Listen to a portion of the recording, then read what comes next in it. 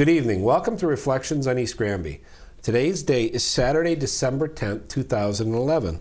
Our guest tonight is Richard Francis Michael Kontur, who we'll be referring to as Rick tonight. He was born in 1947 in Yonkers, New York. My name is Mike Malloy, and I'll be your host this evening. Thank you for joining us. How you doing, Rick? Great. Thanks, Mike. Great.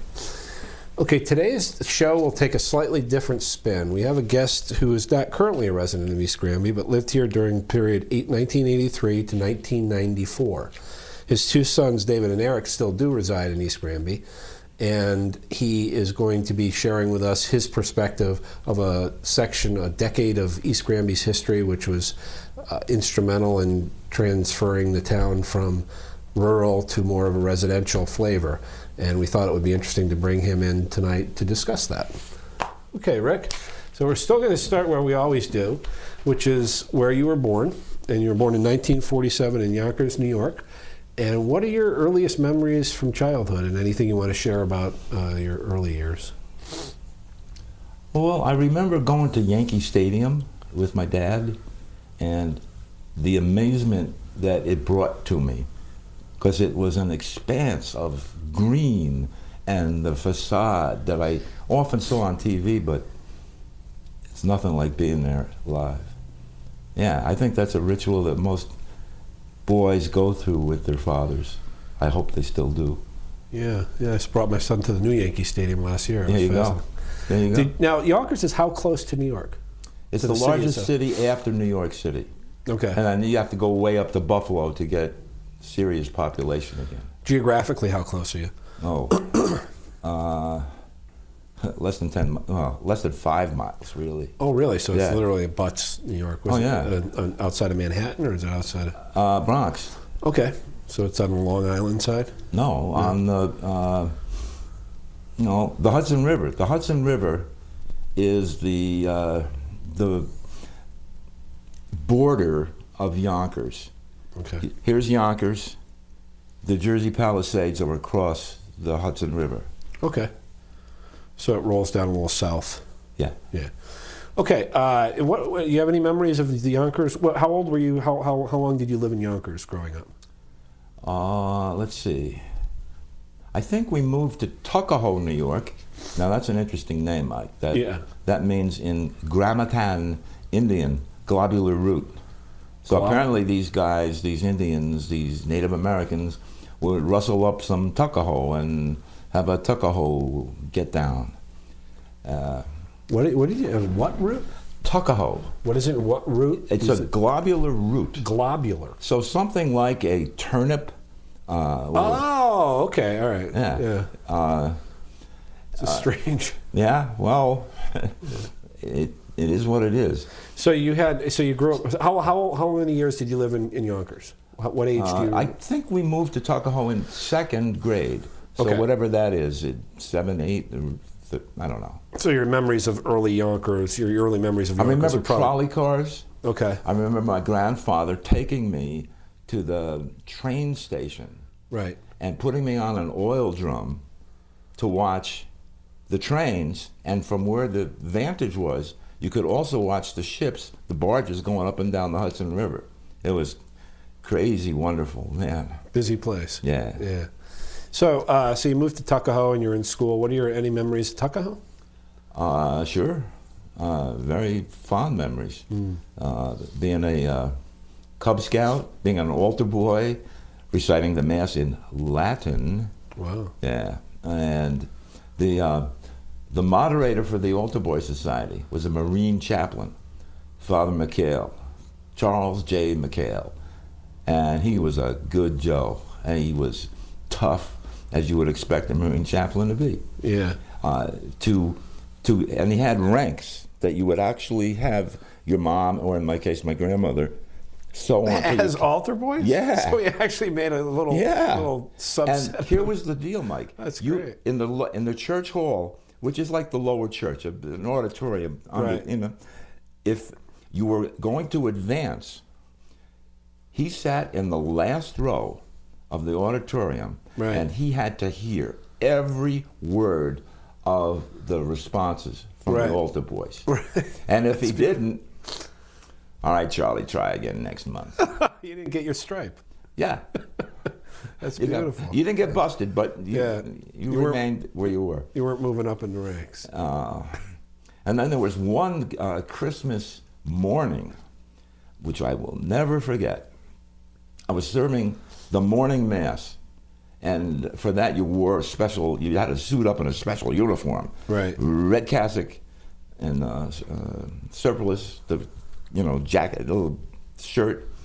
And I got something that I was really excited about. It was a Ideal sky sweeper. And what it did, it was a dart deal. The artillery was a dart gun. Right. And the toy would project different looming Soviet threats. And it was cool. This is not an advanced electronic toy. This is analog. Yeah. So I was so excited. I'm suiting up in the sacristy. Father Kaufman comes right through here's where the priest gets ready, corridor, altar boys. And I was making a racket. I was so excited.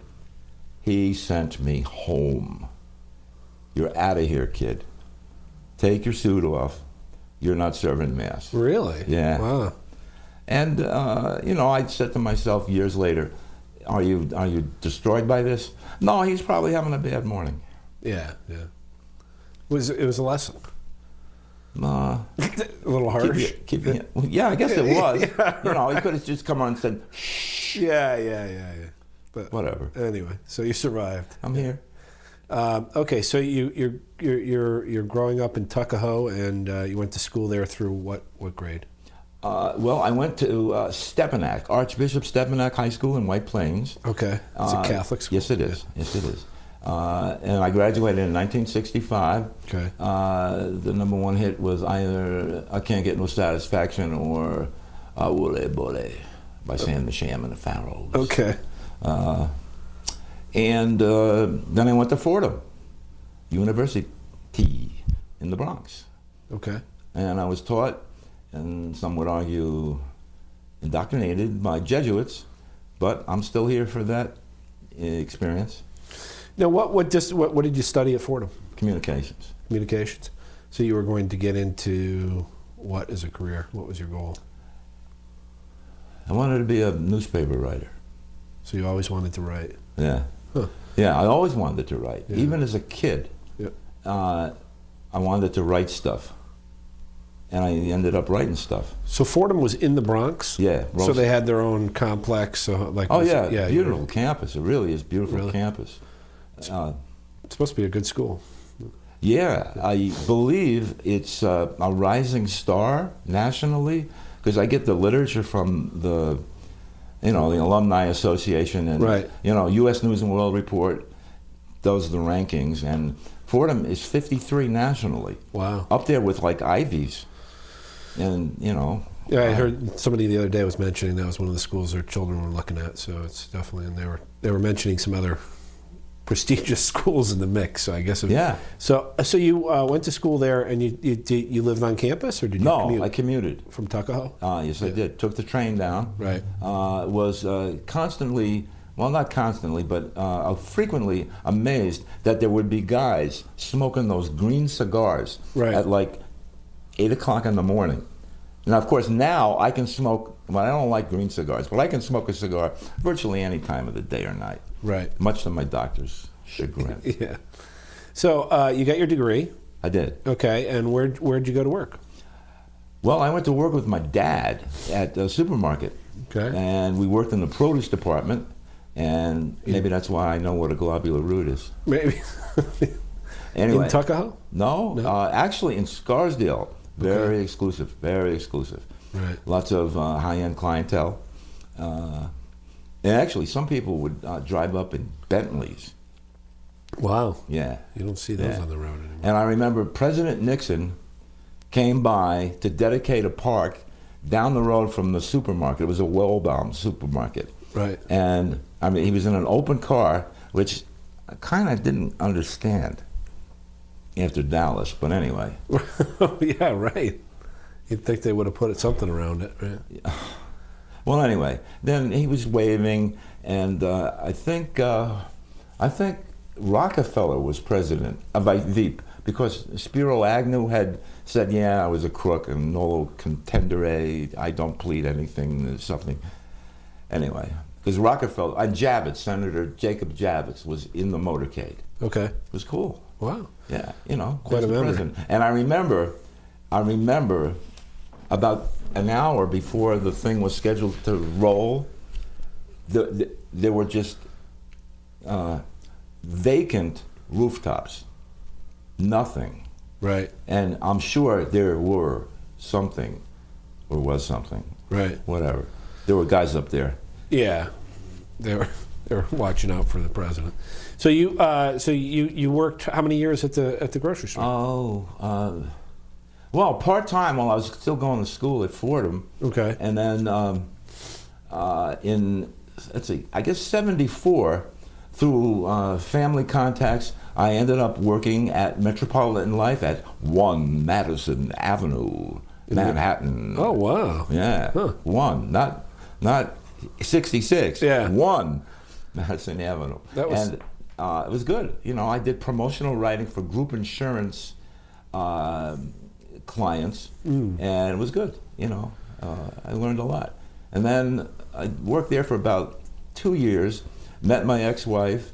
Then I went to an insurance brokerage firm on Wall Street, Mike. Huh. So I can say I worked on Madison Avenue and Wall Street.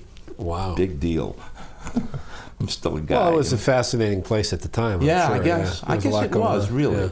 I guess it really was, and when you're going through something, you don't really see it. That's the thing. I was understand just going to say that. It's all relative to your own experience. So when you're a young person, it's almost like this is the way it's supposed to be. Yeah. Yeah. I mean, this is what I'm over here now. This is Right. what I do now. Right. And, you look back then. So you met your wife there? Yeah, at Metropolitan. In New York? Yeah. Okay. Yeah. So take us from there. Well, in 1970, we got married in 76. Okay. 77, her sister and Beth's, that's my ex-wife, brother-in-law said, well, we're doing very well with a hobby shop that we had purchased. Okay. The brother-in-law was an MBA from Columbia, good finance guy. He knew numbers cold. Right. So, turned out they said, well, we're going to open a second store. Do you guys want to buy in with an equity interest and manage it? And I'm going like this. So this was 1977. 77. And Where was their hobby shop? the hobby shop, the original, was on, well, not on Lake Champlain, but in Swanton, Vermont. Okay. There's a whole story about the Swanton name, but anyway. Right.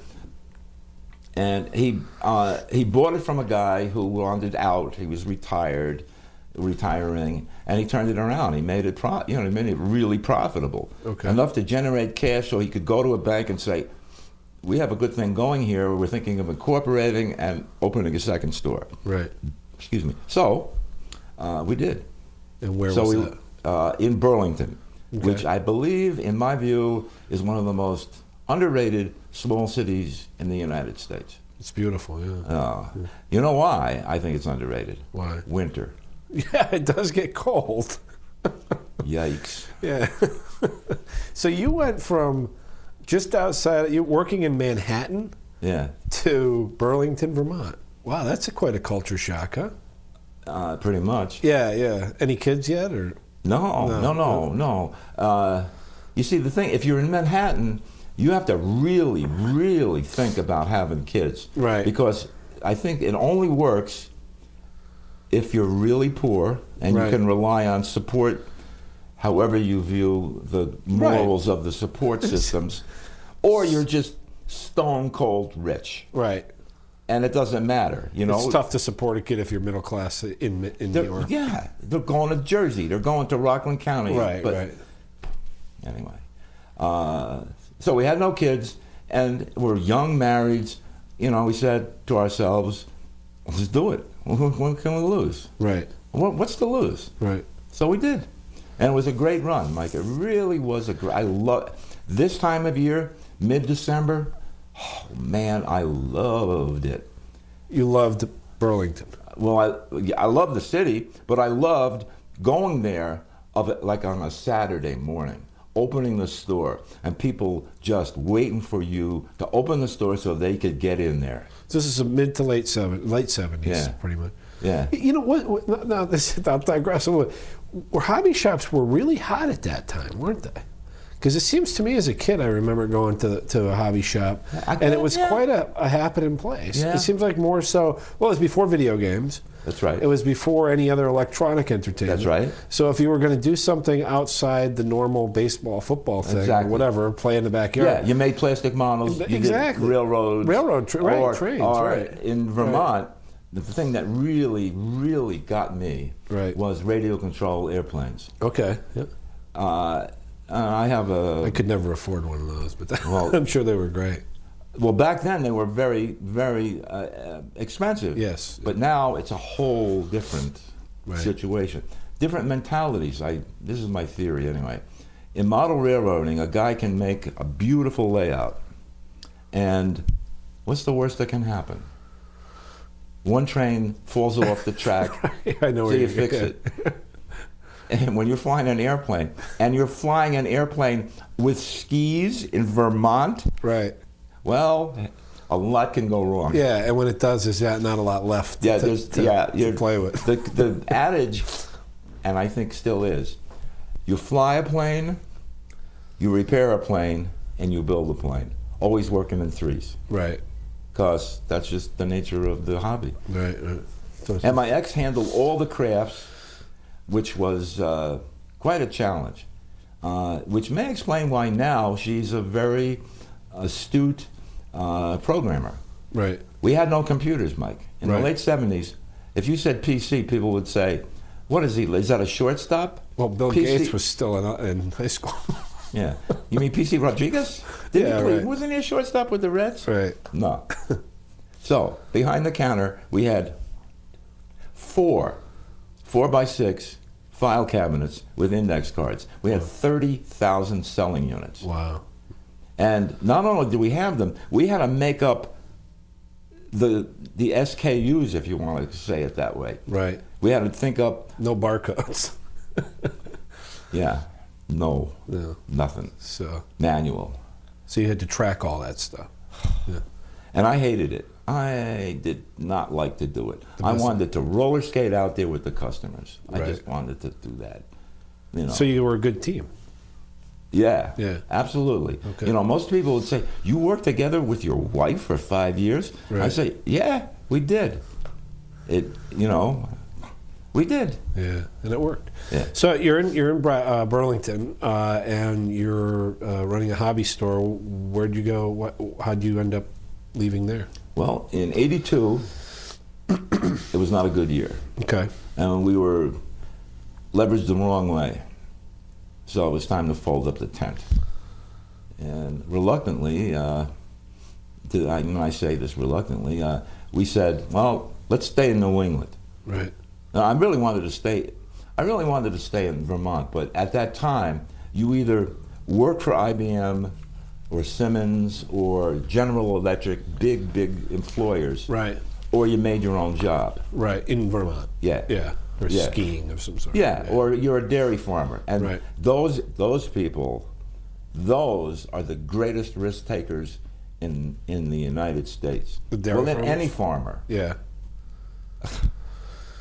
I mean, you're relying on the clemency of weather and the goodwill of the bank. Holy moly!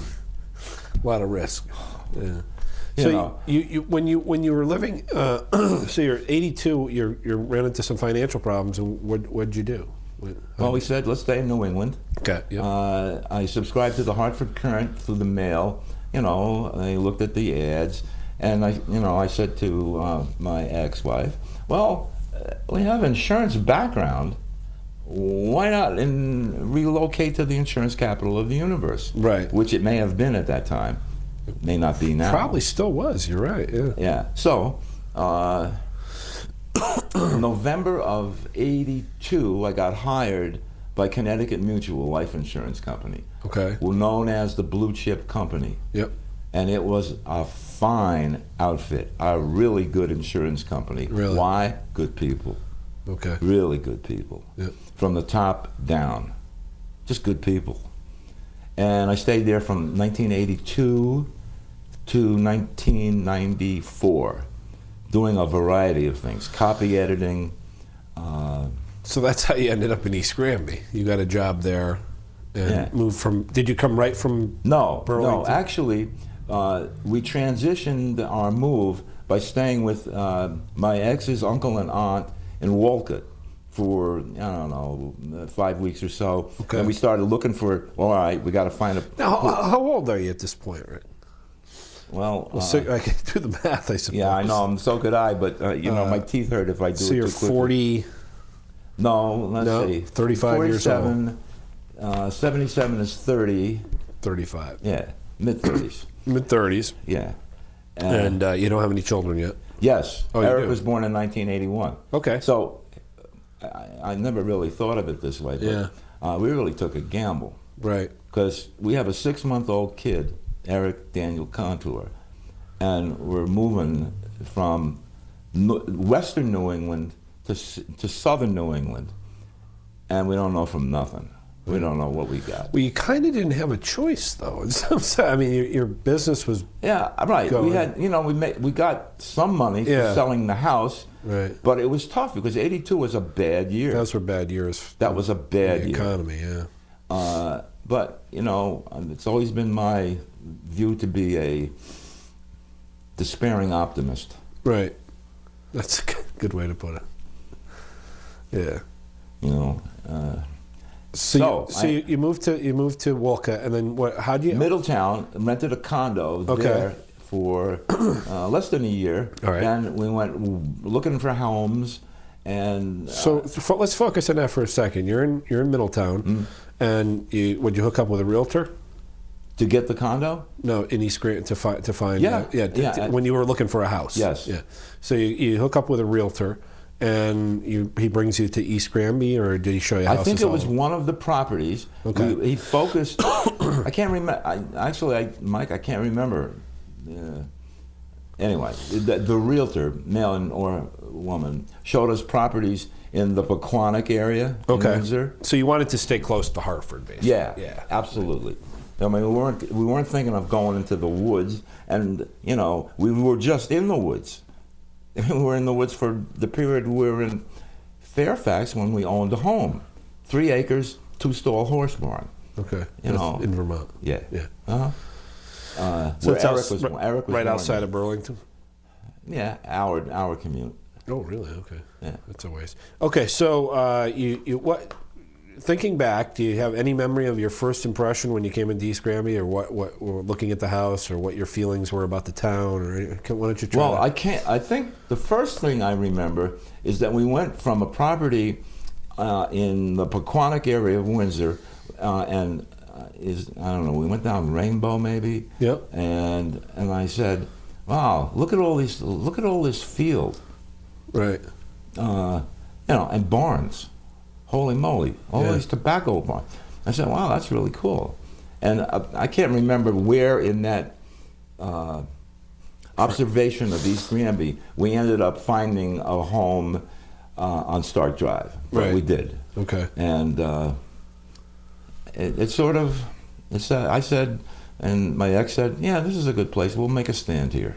Okay, so you drove into town. You must have had some conversation about the pros and cons of the different towns or different places you looked at. What was it? What were you said East Granby gave you more of a rural feel at that point? Yeah. Now, one of the things that I knew about, and I didn't really want to broach the subject with my ex-wife, was proximity to Bradley. Okay. And a mother is a mother. Right. Less than a year-old child, or a year-old child. Yeah. Well, what can an airplane fall out of the sky? Well, you mean the plane's landing? Yeah, or taking off. And the noise. Yeah. And noise never bothered me. Right. I'm noted for making noise, Okay. not being bothered by it. Well, you grew up in New York and right outside the city. You get used to trains and. Cabbies beeping their horns. Yeah. So Right. anyway, it all worked out. I mean, I so cherished the time I was there. I mean, my son Dave was born there at Mount Sinai at high noon with a midwife. Sun shining through the windows. Beautiful. Wow. I say, well, you know, with your son Jack, it's an everyday miracle. It is. Yeah. And that's, you can't explain that. It's just what it is. It does make a despairing optimist out of you at times. But anyway, so you're in East Granby, and you had a fairly good first couple of years. What was the? You had mentioned that during that decade you saw some transition in town. What would you say were the biggest changes that you saw during that period? Well, I think. I got into the history because I like to know about where I live, and there was a book, East Granby. It was about the Turkey Hill community and how it started, and it was intriguing to me. So, and then I read about the spoon business, Spoonville, and it was really intriguing. But then I watched. And I saw more and more, just in my circle, transitions, young families coming in. Now, to me, that's a good thing. Always a good thing. Because it means the schools are going to, if nothing else, stay the way they are, or improve significantly. Right. And it's always been my opinion that East Granby has a fine school system, very fine school system. Right. And I'm grateful that my sons had that opportunity. Okay. What else did I notice? Well, the businesses changed. There were more, in the mall there on 20, is that 20? Yeah, it's 20, right? The center shops? Yeah. Yeah. They changed. There were,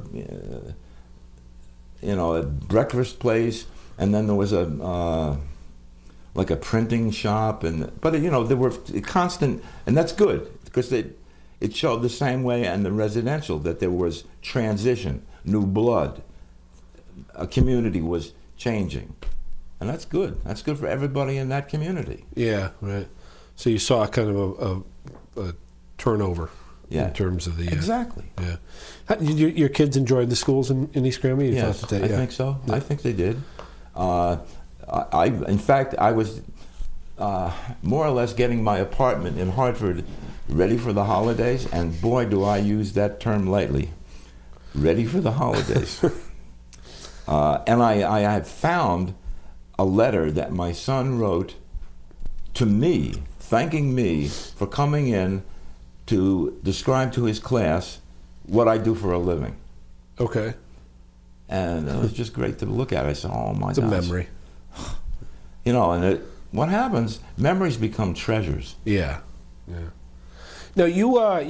What is there anything else about the town at that point? That any characters you remember? Anybody that were you interacting much at the town during that period, or other than not through the much? schools? Because it's in effect for me a bedroom community. I'm right. As I evolved in my position at Connecticut Mutual, I became more and more not a 9-to-5 guy. I became editor of first the agent newsletter and then a co-editor for the company-wide newspaper, which came out monthly, which in a sense, no big deal. No, very big deal. Right. Because you had to combine the resources of the field force and the home office and come up with something that, your management would say, okay, that'll work. We can go and tell our bosses we saved money. Right. That's how that works. You're always having to please the... pretty much. So I didn't really... I take that back.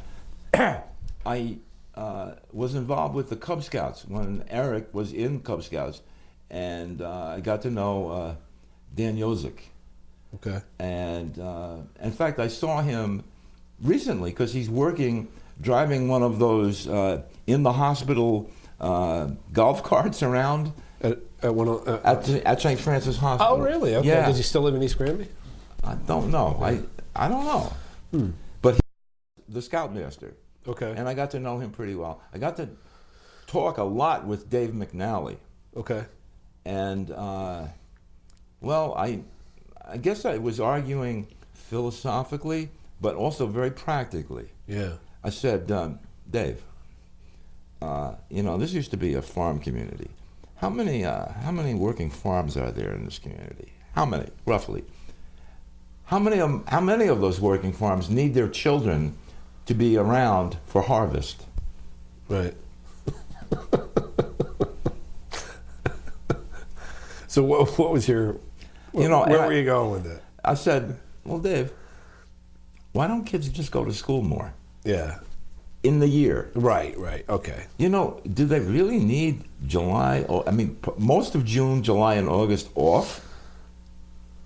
I mean, that's great for summer camp businesses. Yeah. But, and baseball camp businesses and all like that. But, no. The business of America is to get our kids competitive and their brains and their hearts and their souls global. Okay. You're right. Yeah. Now, when you were having that debate, well, actually, I believe there's a push now to shorten the vacation. I think there's. Really? I think other parts of the world have a longer school year, and I think there's been a push. I'm not sure where it's at in terms of. Well, there's also the debate, but another aspect to getting students at their prime in the classroom. Right. I don't know about you, but at about 13, well, even earlier, I don't think children really wake up until like 9. Right. And if you have homeroom at 7:45, what is the point? Right. Start later and run later. Okay. Yeah, you're right. They're kind of like there's certainly a wake up curve there in the morning when you're a youngster, especially. I think the older you get, the more of a morning person you become usually. But pretty much. For most people, pretty much. But you're right. That's interesting.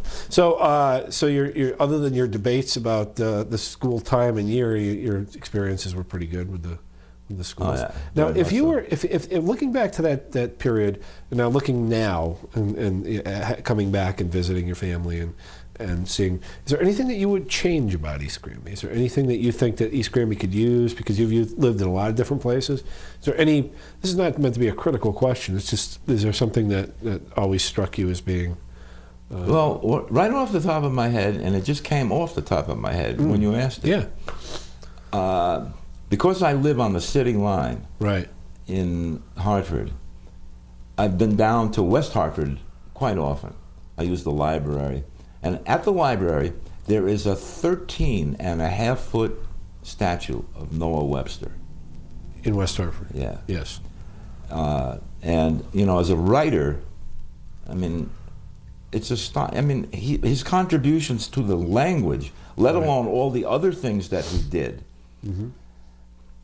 I'm sure East Granby could come up with a focal point where, I don't know, I don't know, I don't live here anymore. Yeah, right. But a place where the town has a sense of belonging by looking at it. Right, that's interesting. Yeah, I was on planning and zoning for a while, and I had discussions with folks about that sort of thing, and that's always been one of the challenges in East Granby, is to create an identity, a town center, a kind of a hub, for lack of a better word. I think it's kind of a little bit of it going on, but I don't think it's very focused, and I think that's the goal, is to kind of make as a visitor now, I think you're absolutely right, Mike. Yeah. It's still like you have all these elements floating, right, and they just need some critical mass to a town green.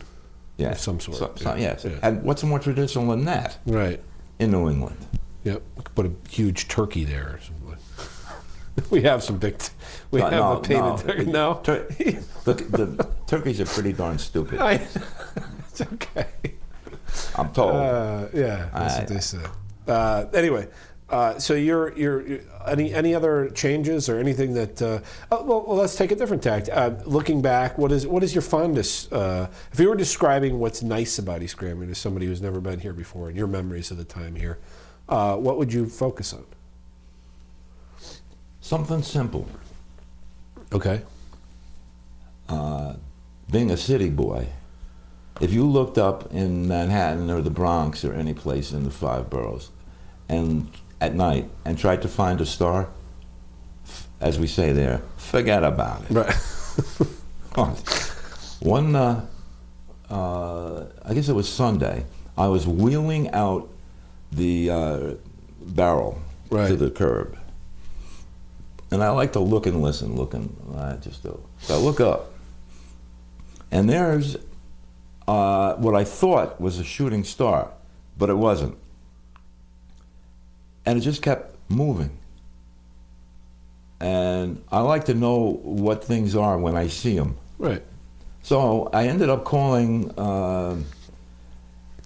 some expert at Avon Mountain, or there's some nature, someone who knew. Okay. And I talked to him, and I told him what time I saw it, Yep. what it was doing, and he said, "Oh, that's a Soviet military orbiter." Satellite. Yeah. Yeah.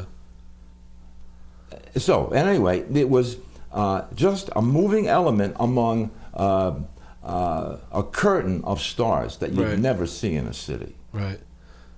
So it's the sky that. Yeah, Country Skyworks. Skyworks. Yeah. Interesting. Is there any other things that you were fond of when you were here that you miss having moved away? Was there anything that any? Oh, I think there was one. I think it was school sponsored. A field trip to the Statute of Liberty, and I got I knew a couple of fathers and their sons, Yep. and that was a sense of camaraderie. Right. It was good. And walking up the stairs of the Statue of Liberty, it'd be hard for me to do now. I have a fake hip, Okay. but I try. Yeah.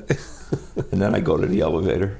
So that was a good trip. Yeah, Memory. I think the town offers families the chance. Oh, it did then. I can't say for now. It still does. Okay, Yeah. there you go. That's good. Yeah. That's a good thing. There's a lot to participate in if you want to get involved. There's definitely a lot of activities for a small town, and you get to know everybody. Are there 8,000 people here? What is it? 5,000. Really? Yeah, it's a small town. But geographically, it's fairly small Yeah, too. right. So Right. density-wise, it's not. It's relatively populated, but it's small.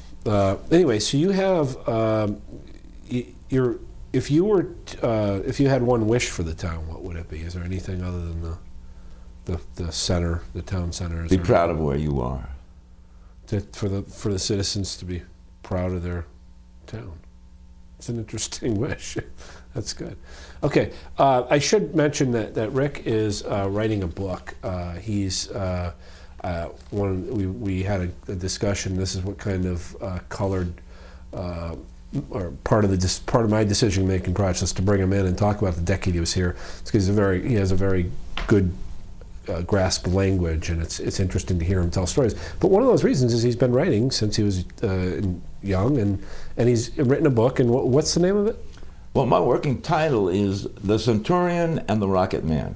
And it's a family story, but Mike, I think it's a little different than what people might expect. It's not a parent and an offspring. This is an uncle and a nephew. Okay. And the Centurion is Nick Polina. He is a retired Marine. And Jimmy is his nephew, Okay. who is a real mess up. He's an addict. He has blown his marriage by using blow up his nose. Okay. And what he's done is avoid responsibility for Okay. much of his life. And so the two of them, in a period from Labor Day 1994 to Thanksgiving 1994, worked together to change their lives. Interesting. So how far along are you in the... I'm about 80% done. Okay. You're hoping to get it published next year, you mentioned? Yeah. Well, great. We certainly wish you luck with that. And I appreciate you coming on today, but I'm going to end with one question I ask of all my guests. If you were to give advice to a young person growing up today, say from 15 to 20 years old, that age range, what would that advice be if you had to give them advice on your experiences at 64 years old? What advice would you give to a young person?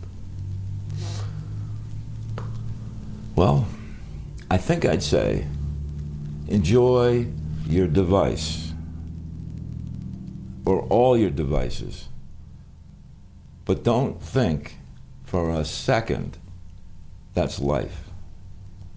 It's not. You mean electronic devices? Yeah. Yeah. Okay. Yeah. That can give you a sense of attachment, but it will never, ever, I think, give you a sense of belonging. Interesting. And you'll always belong to your family. You have no choice. Huh. Interesting observation that we do. And the reason I say it that way, I've had cell phones, Mike, and I've been mildly annoyed at the contract arrangements that they have when you are canceling. Right. So I just swore off them. I Right. swore off them for 5 years. Right. And Eric and Dave, my son, said, "What are you, nuts? Right. What, you don't have a cell phone? What happens if you get stuck your car breaks down?" I say, well, in my case, I will get out of the disabled car and I will get in the middle of the road and wave my arms until somebody stops Right. who has a cell phone. And they say to me, what are you talking about? So that's advice that it probably is. I would wager is going to be given more and more in the next 20 or 30 years as people become more interconnected with their electronic world and need to refine themselves. I think that's great advice. Anyway, well, thank you for joining us here tonight, Rick. My pleasure. And it's always a pleasure to have perspectives that run the full range we've had on our show. I'd like to thank you, our audience, for joining us tonight, and we hope you're enjoying our show as much as we are making it. You can view this show online at www.gctv16.org, and along with our other lineup of shows. And you can also view Reflections on East Granby every week, and you can refer to our online guide for the times and for all of our shows. Thank you for joining us.